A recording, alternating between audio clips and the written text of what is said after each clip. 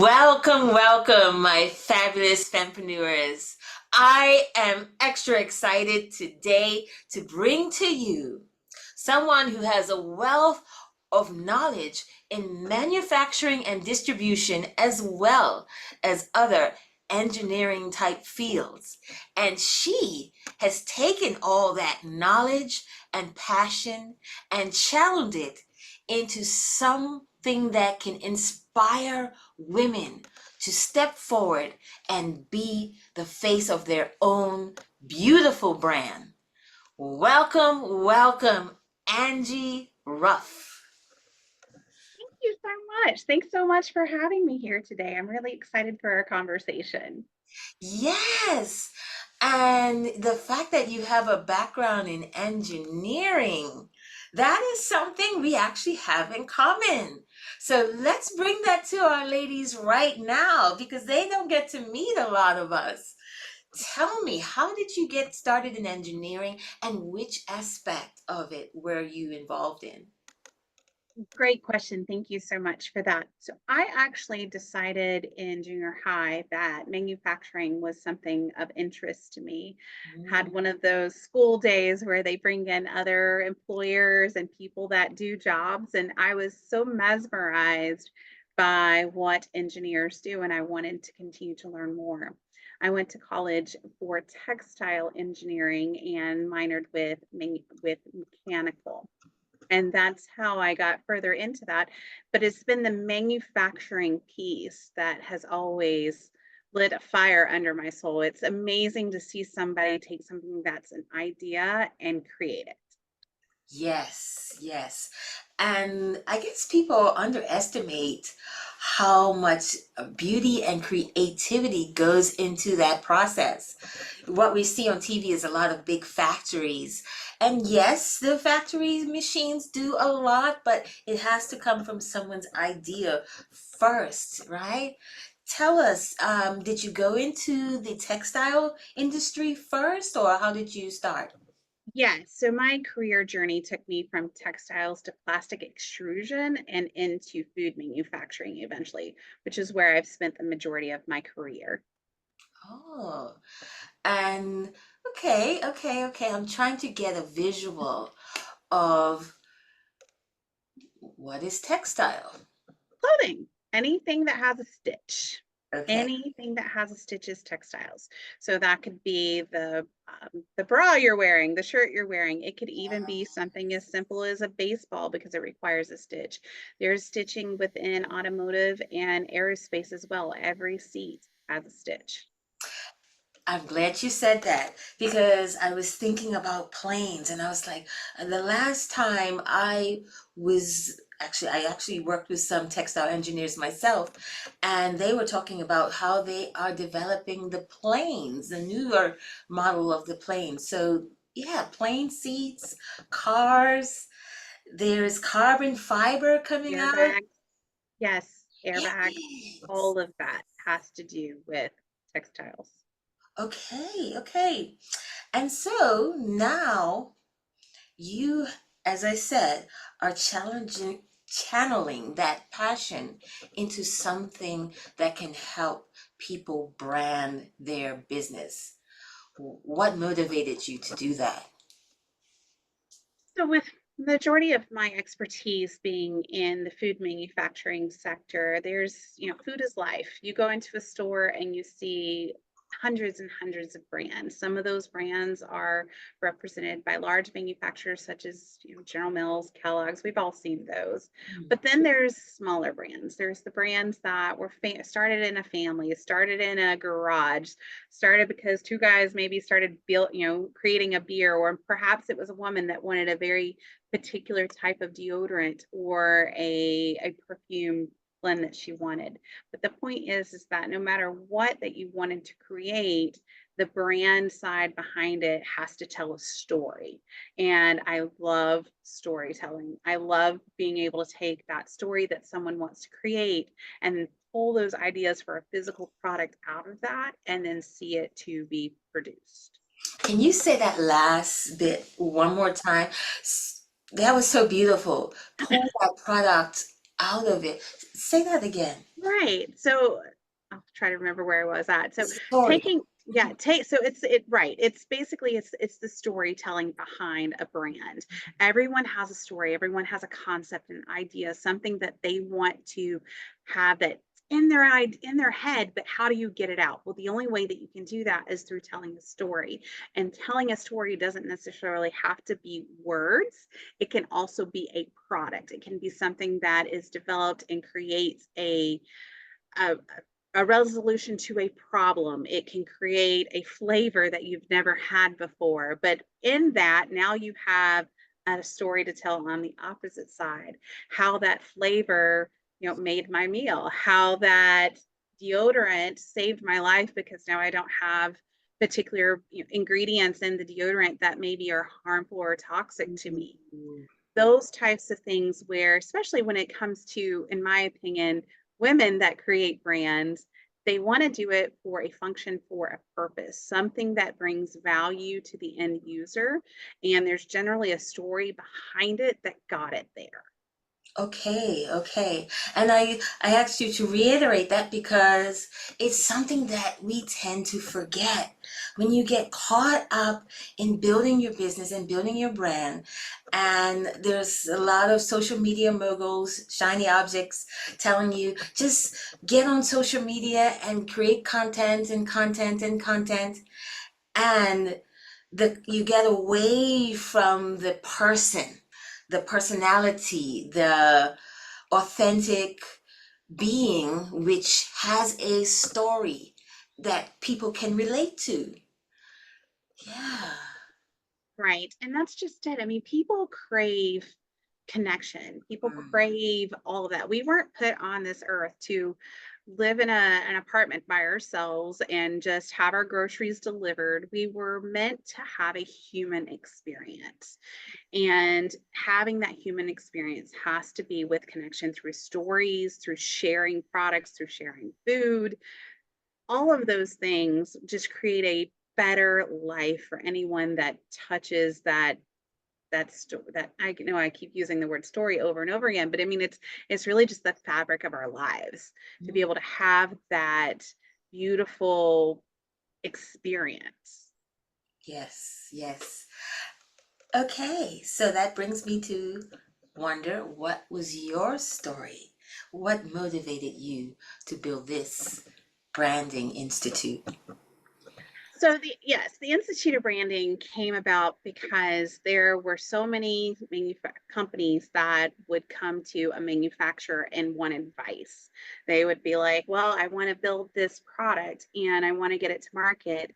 And the manufacturer is there to manufacture your product. They're not there to tell you all the strategy that goes behind closed doors in some cases to get it to market. So the idea is actually helping someone flesh out all of the pieces to the puzzle before they spend a ton of money on things and then the product fails. So Mm. for example, you have a beautiful product, it's a concept in your head, and you want to be able to say, I want to make the best uh, I'll say steak seasoning because it's an easy thing for me to talk about. The best steak seasoning on the planet. Well, that's great. So what are you going to call it? Why does it make it the best steak seasoning? How many steak seasonings are there already out there? Let's take a moment before you go buy that logo, before you go buy that website to do the data on is there room for another steak seasoning? What's your unique selling position for your product that's going to blow the others out of the water? How can you position yourself in that way? Is the product that you want to build something that can be supported at the price point? Some people build a beautiful product, but it costs so much to make it, it just doesn't land well at retail. So we take that element out of it to be able to determine what are the pieces to the puzzle there to either make the product in alignment that can be supported with what the consumers are willing to pay and how does that get there. And then the next step is that co-manufacturing piece, whether they're going to make it themselves or they're going to have to trust somebody with their baby. I'm Mm. sure you've created something before where it's been like, this is my baby. No one else can touch it, right? Yes. And with that, you really have to make sure that whoever is helping you in that process, that you Mm, can trust them and you know the right questions to ask.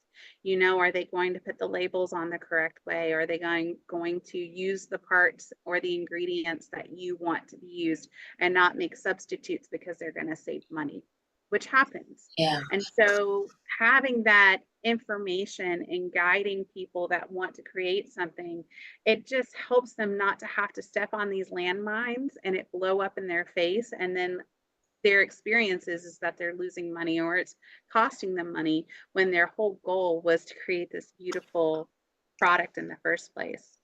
yeah. And just, and I'm sure you've heard the phrase, build it and they will come, right? Mm-hmm. So not true. So Oh my not goodness. true. Yes, you're You preaching to the choir. Yeah. Yes, you have to know where is it going? What's your distribution strategy? And so again, with the Institute of Branding, we really try to take that holistic approach where it is, where's it going next? How is it going? Is your product meant for big box stores? Maybe it's not. Maybe it's just an e-com product. Maybe it's something that is only being sold to specialty stores. Perhaps it's just direct to consumer in a more creative way. We've even worked with a brand that does viral farmers markets. There's so many different ways to market. We truly take the time to look at where the target audience is that's going to purchase the product that it's intended for. And so we take the time to do that data research and to make sure that they've got that path ready to go. And then also, of course, the pricing structure to support that. If there has to be promotions or if there has to be any type of advertisement that goes into it to be able to make people know that it's out there, because you have to talk about your brand. Okay, all right. And so, yeah, just listening to that, you brought back so many memories to me about, I would say, the business journey, which is so important because it is a journey and you have to allow yourself to make mistakes along the way. And I mentioned earlier, shiny object syndrome. And what happens is a lot of, especially entrepreneurs, will see somebody really successful and that person will recommend a product or a business. They went through that. And so they just dump a lot of money into that product and close their eyes and cross their fingers and never doing, like you talked about, this research process of how you're going to get it from you to the market.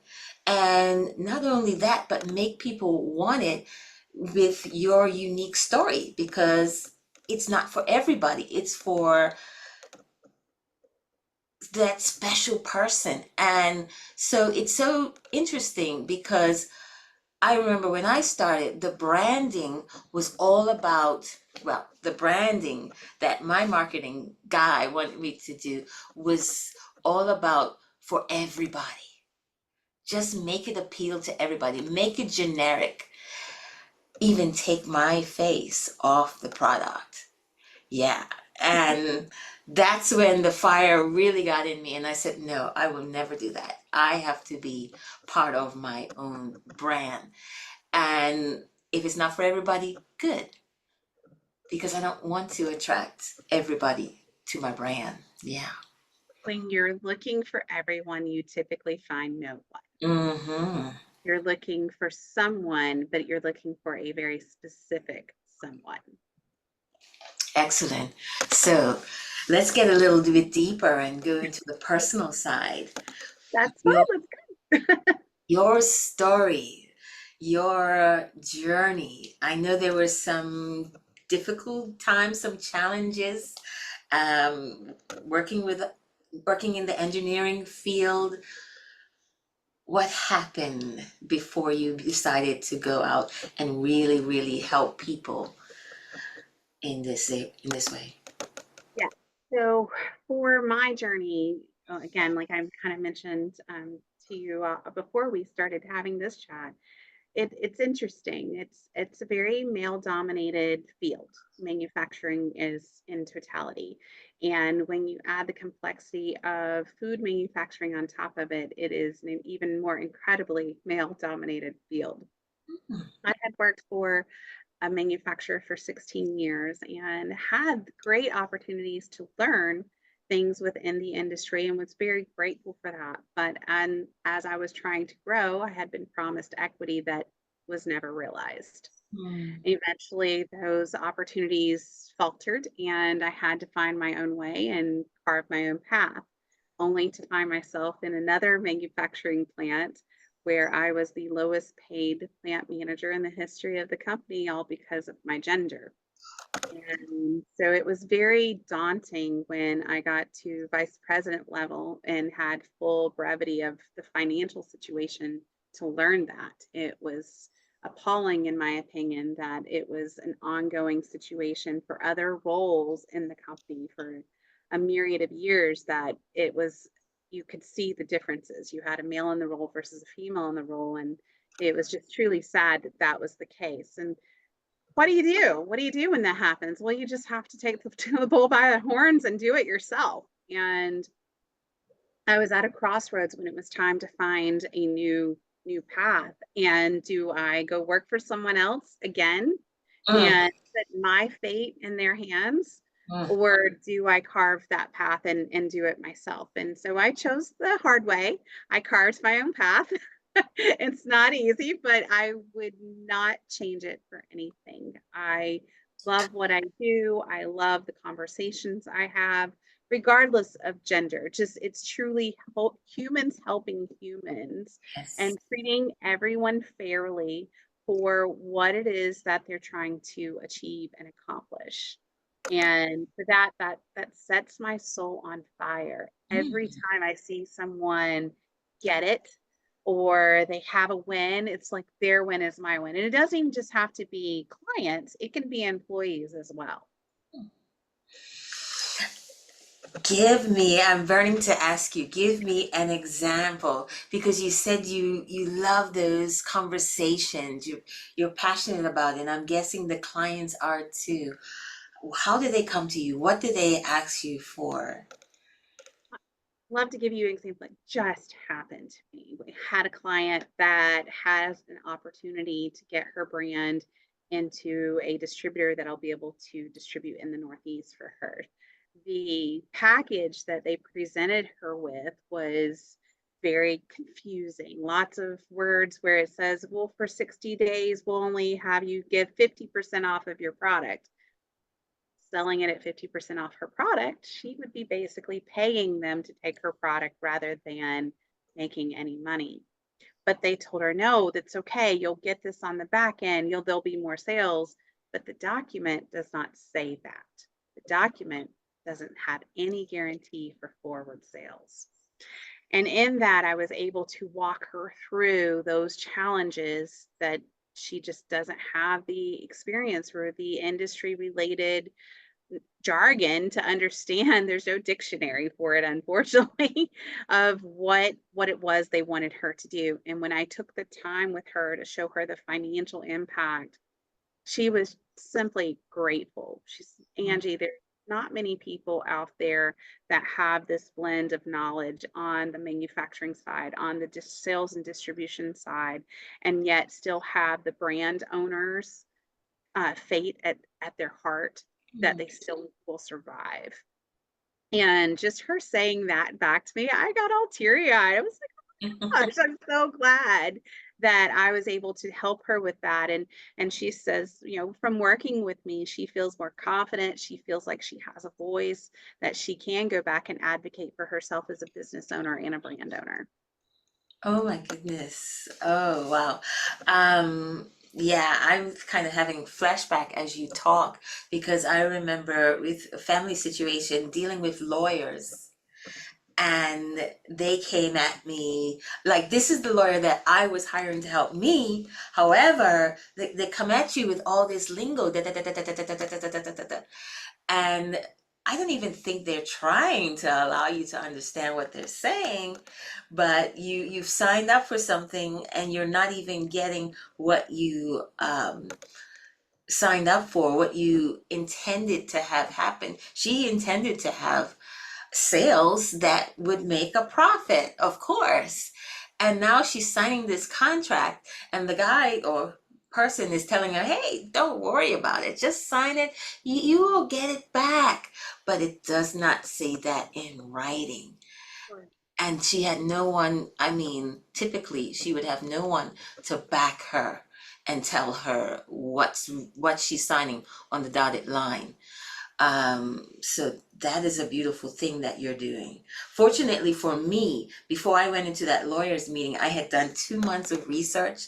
So I knew everything that she was telling me was wrong, actually, because she didn't have all the facts before she started talking. But this is a beautiful thing, and I want fempreneurs to know that being an entrepreneur is not just putting yourself in the hands of another person who has more experience and hoping it works out, but doing your research and finding someone like you to guide them to the next level. Wow.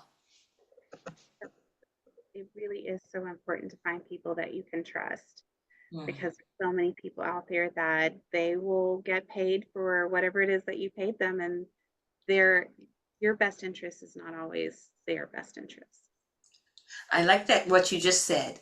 They will get paid for whatever it is that you Whatever paid. whatever service they're providing to you, whether it's a consulting fee or a lawyer fee, or maybe it's even a sales fee that they've placed you into this spot. But at the end of the day, your success is not dependent on them getting paid. They've already received their fee and they move on.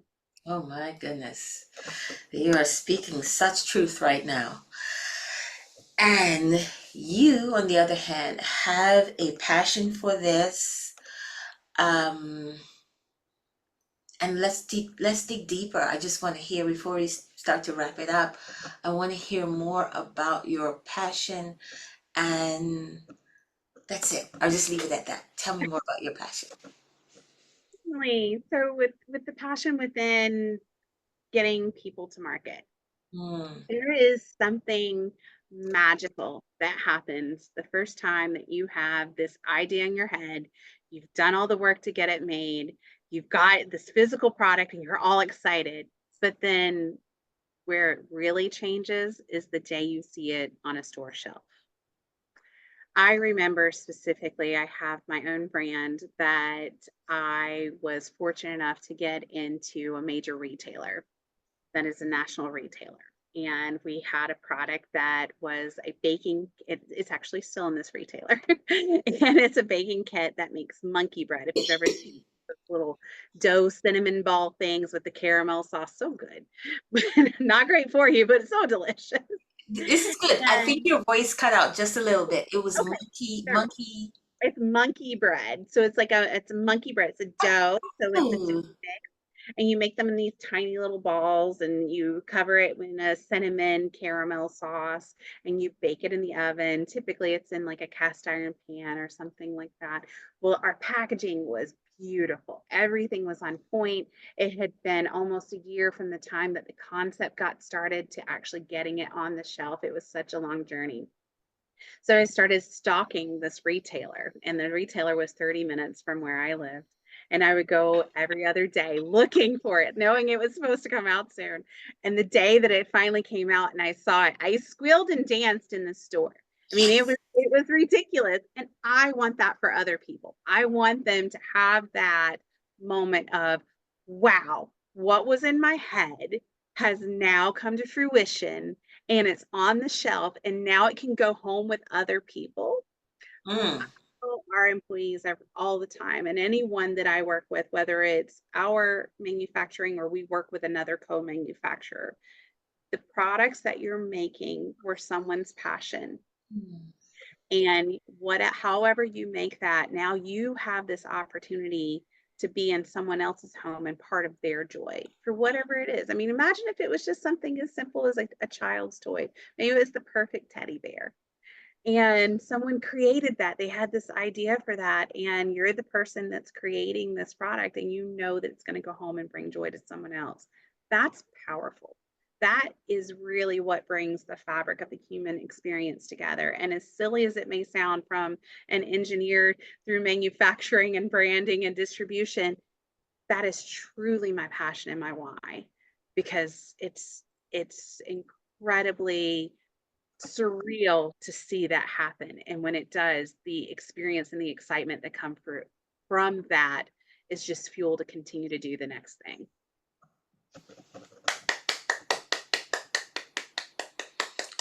Such a beautiful thing. And I love your heart for this. I love your passion for this. And I just want to let the men and women, entrepreneurs, business people out there know that there is someone who has your back. And not only that, but to know that dreams can come true, because there are many of us that have created something and thought, no, there's no way. There's no way I can get it from here to out there in the world. And now this gives so much hope that there is a way to do Yes, there is. that. Well, thank you so much for joining us, Angie. For having me. This has been so much fun. I truly appreciate the opportunity. Thank you.